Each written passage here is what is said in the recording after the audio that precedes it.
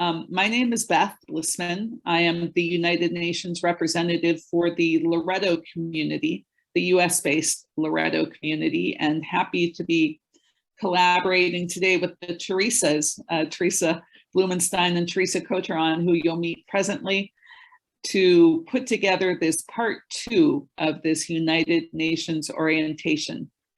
Over to you briefly, Teresa, and maybe a word about JCOR. Thanks, Beth. For anyone who does not know me, I'm Teresa Blumenstein, and as Beth said, I'm the coordinator of the Justice Coalition of Religious, which is governed by many of the members of the community of religious NGOs at the UN, with the goal of facilitating collaboration among all the members of this community for the purpose of more effective advocacy at the UN and beyond. It's my turn. I am Teresa Kotturan.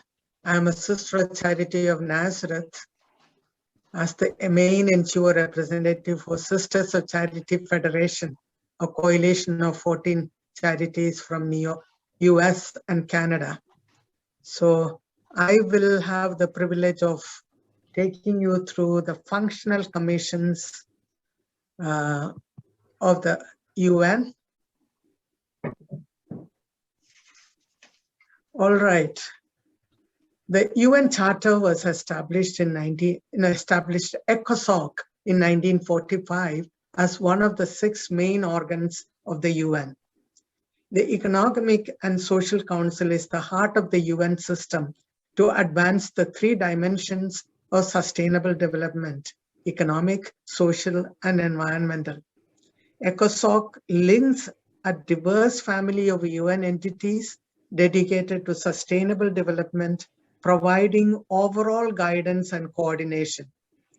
These entities include regional economic and social commissions, functional commissions, facilitating intergovernmental discussions of major global issues, and specialized agencies, programs, and funds at work around the world to translate development commitments into real changes in people's lives.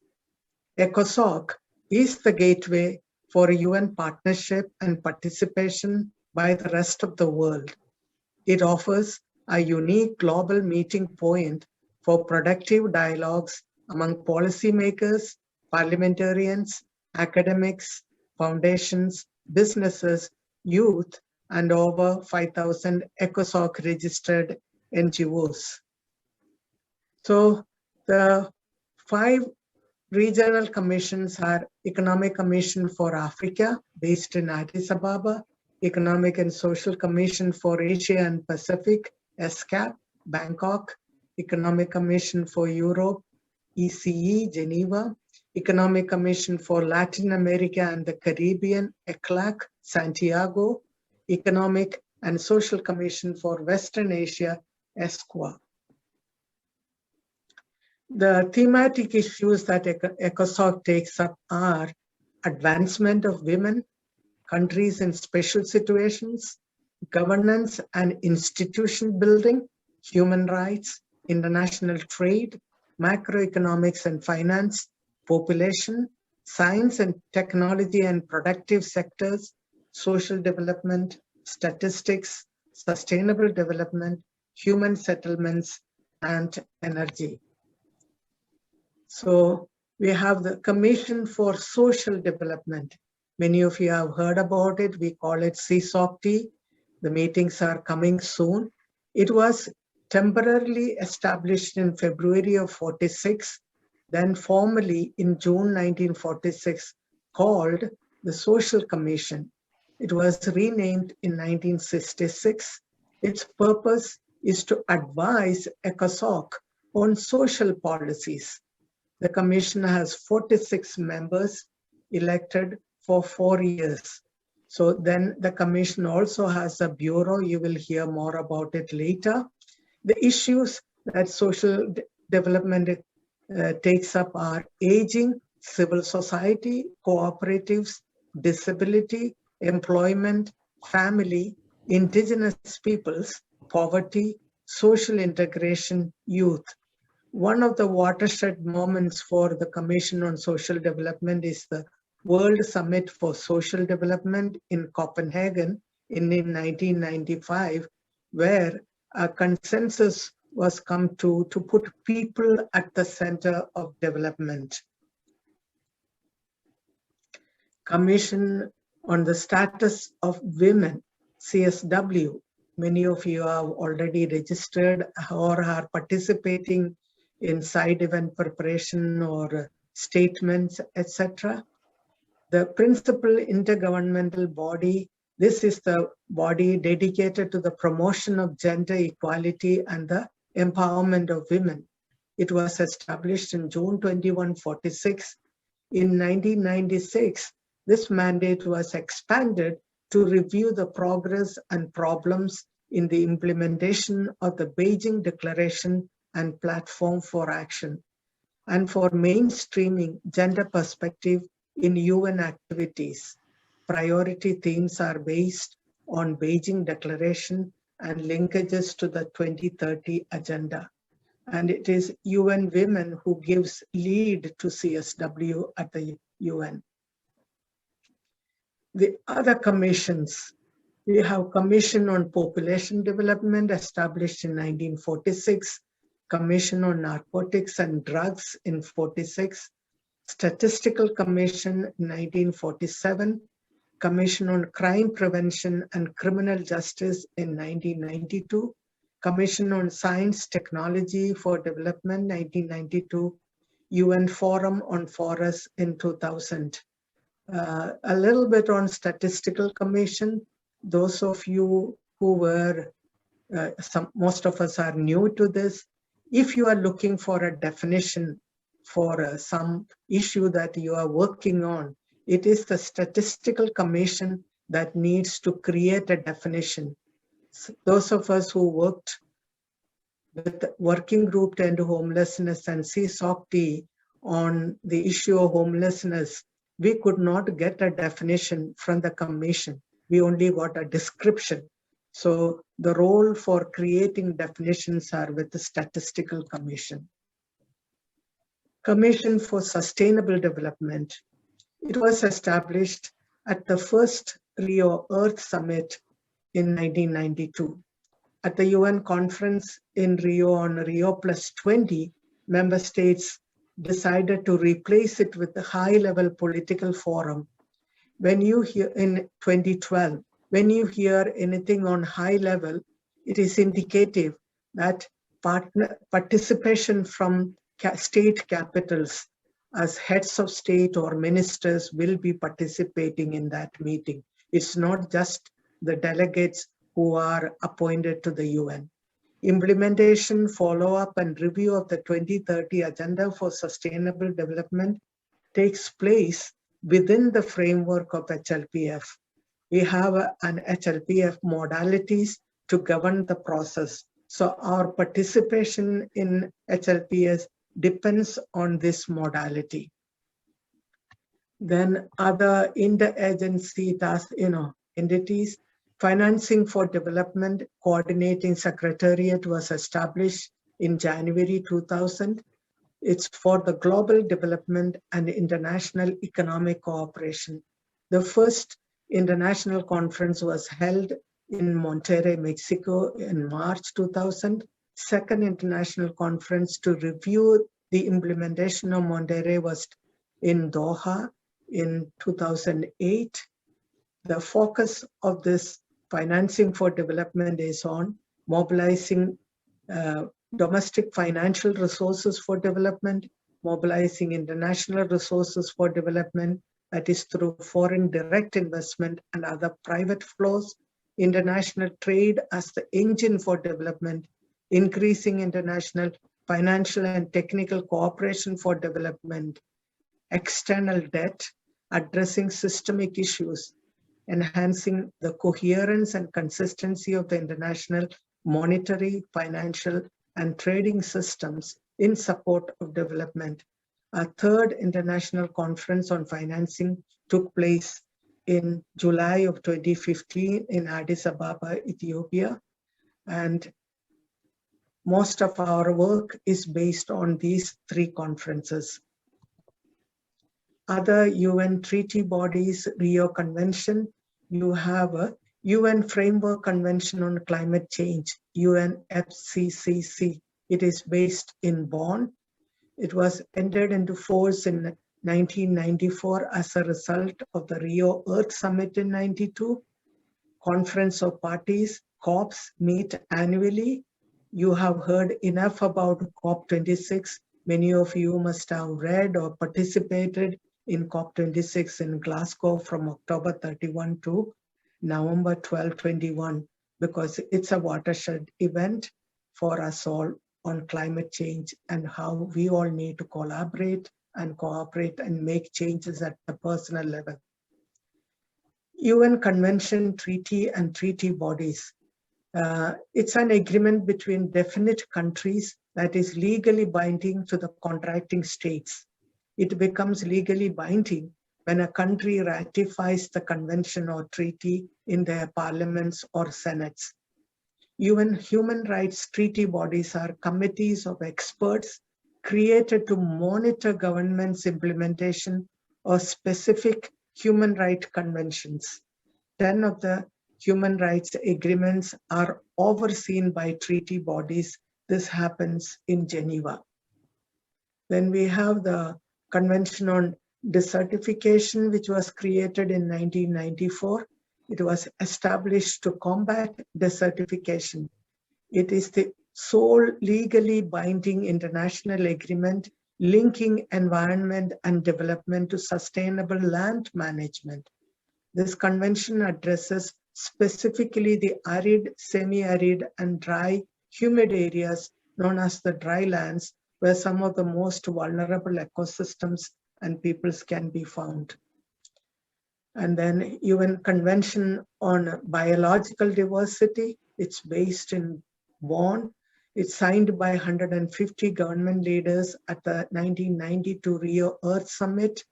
It's a practical tool for translating the principles of Agenda 21.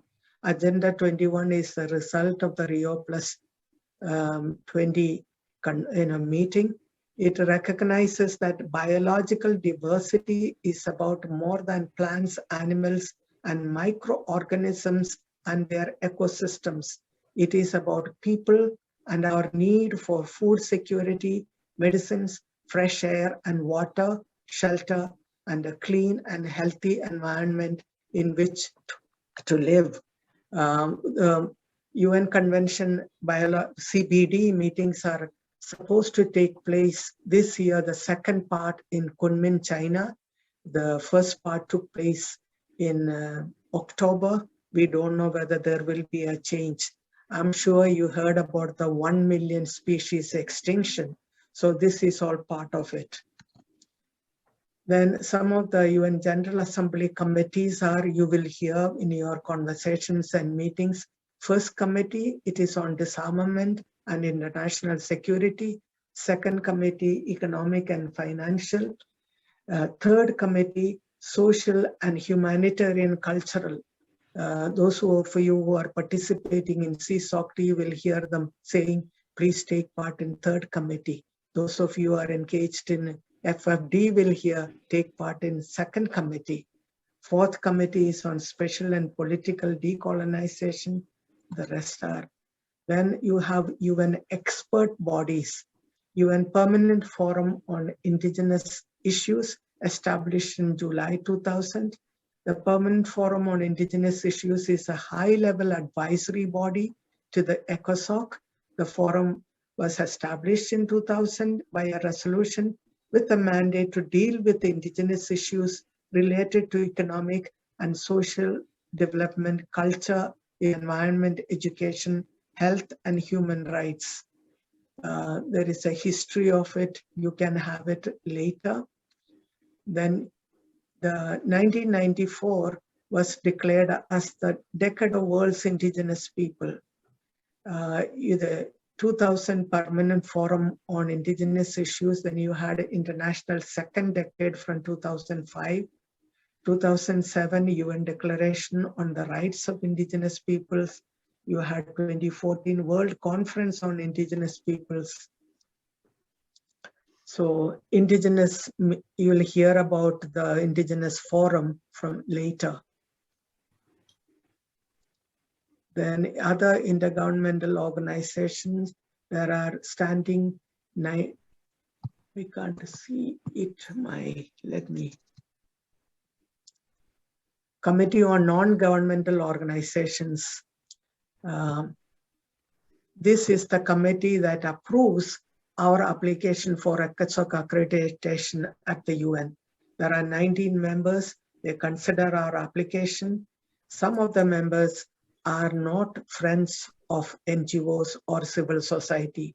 They are very anti. They consider civil society as enemies of their governments. Then some of the other committees are Committee for Development Policy, Committee of Experts on International Cooperation on Tax Matters. It is very important because tax matters are controlled by developed world under the aegis of OECD, Organization for Economic Cooperation and Development. They are around 34 countries. So the rest of the world who have no role at the table to make a decision are controlled by the OECD countries. So there is a move to have a UN-based tax body, which has not taken place. Then other programs and funds, you have heard about UN Development, UNDP, UNEP, Population Fund, Settlements, Children's Fund, UNICEF, UN Office for Drugs and Crime. Those of you will be engaged in trafficking in persons, you will come to know of it. Then you have a UN Women, World Food Program. There are many more. Then you have specialized agencies. International Labour Organization. It has completed 100 years of its existence. It's a tripartite body that works with the government, industry, and labor for just rules for everyone concerned. Food and agriculture, UNESCO, WHO, World Bank, IMF, you have UNIDO, tourism, then you have the latest UN system body is the International Organization for Migration, IOM. It was an independent entity, but with the UN meetings on GCM, Global Compact on Migration and the People's Movement, it was decided, IOM office at the UN in New York, to work together with the Secretariat. So then we are come under major stakeholders. So at the conference in 1992 Earth Summit, in Agenda 21, it recognized the active participation of all sectors of society to achieve sustainable development. It recognized the following 9 groups. So these are known as major groups and other stakeholders. Major groups are women, children and youth, indigenous peoples, non-governmental organizations, local authorities, workers and trade union, business and industry, scientific and technological community, farmers, persons with disabilities. We come under non-governmental organizations. At the UN based in New York, we have a NGO major group meeting. It is good for you to learn about it. Then other major groups that have been approved at the Rio Plus 20 are local communities, volunteer groups and foundations, migrants and families, older persons and persons with disabilities. To participate in UN processes related to sustainable development in collaboration with major groups, there's a high level of engagement in all intergovernmental processes at the UN. Member states decide upon the modalities of participation.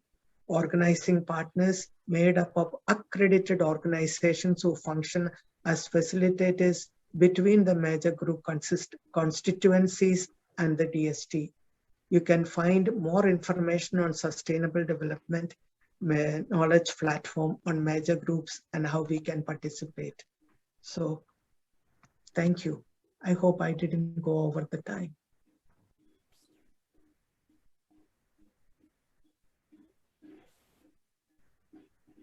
Any questions?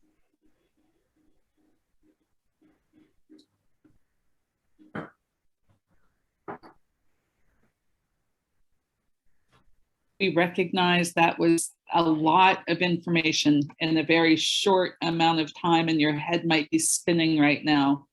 Feel free to put questions into the chat. And also feel free to both raise your hand in the screen if you can't figure out how to do it in a reaction. So Michelle, I see you have a question. Good morning, everybody. Good evening. It's not a question right now. I just want to say thank you to Teresa, because I think it is very helpful. Personally, I had the hard time to figure it out about all these meetings, all these groups, all these committees. And I think in doing that today, it's very great, because figure it out a little bit more about, how the UN is working and how we can join a meeting or a committee. And thank you. Very helpful. Thank you so much, Teresa. You're welcome.